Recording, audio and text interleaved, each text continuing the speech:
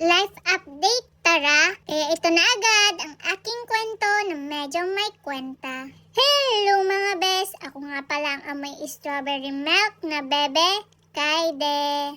Ay sus Mariusip, ito na naman tayo, oo. Sige mami, ready na akong malamperot. Bilis-bilisan mo lang ha. Ay, John! Kuhang-kuha mo, mami.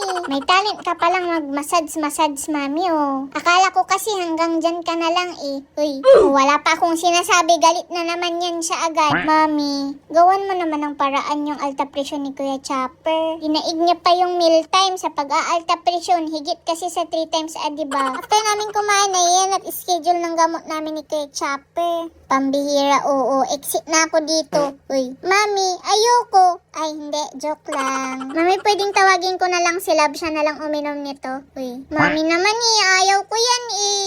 Ang ending eh, wala din akong nagawa mga bes. Para daw kasi ito sa ikakaganda ko ba. Siyempre, after namin mag-inom ng gamot ay for the punas naman kami ni Kuya Chopper. Oh, andito ka na naman. Nananahimik yung aso dito eh. Oh, gusto mong kagating kita dyan eh. Nang sumunod na araw ay hinatid at sinundo namin si mami sa work. The audacity umuwi, wala namang pasalubong. Nagmamakaawa naman si Kuya Chopper na wag paliguan pero wala din siyang nagawa dahil si mami nga yan. Eh, kala nyo mabibidyo nyo ako ng basa no.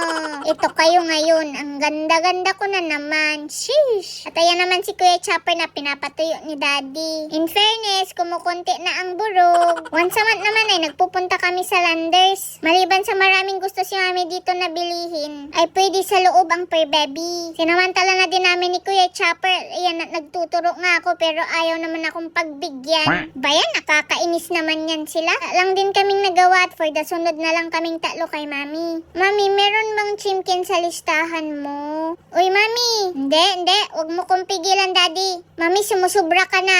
Sinamahan pa naman namin ikaw dito tapos hindi mo kami ibili ng chimkin at toys. Uy, mami! Nag-dinner lang sila dyan saglit at umuwi na nga kami. Gustong-gusto nilang magbili dito ng weekdays at paggabi na para maluwag ang parking at unti lang ang tao. Dumaan naman kami sa bahay nila, Beb. May binigay kasi yung daddy niya kay daddy namin na cards. Habang nag-watch naman ng anime, si daddy at si Kuya Chopper ay nakatulog na nga yan sila. Ay, naloko na. Nabidyo din pala ako.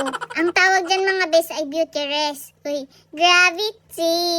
Nang sumunod na araw naman ay nagyaya ulit sila ng tara. May palambing-lambing pa yan si mami kay Kuya Chopper. Ang ending, ayan mga taksil. Alta presyon na nga si Kuya Chopper dahil nakita nga niyang nagpark na kami sa harap ng vet. Pagpasok namin ay hindi na siya nakapag-amok dahil tinimbang na agad siya. Hindi na nga siya nakaimik nung chinicheck siya ni Doc. Pero bakas nga sa mukha niya ang pag-aalta presyon. Daddy, pwedeng sabihin mo kay mami na siya na lang mag-proxy sa akin. Sa mga oras na yan, hindi na nga maipinta yung itsura ni Kuya Chopper. Eh paano? Kasi siya ay binuburog. Check. Sheesh. Bilis kong nakarma mga bes dahil ako na nga yung sumunod. Pagkatapos nga akong i-physical check ni Doc ay bigla siyang naglabas ng karayom. Parang mali na to Bakit si Kuya Chopper walang tusok, ako meron? Aray! Ay late na.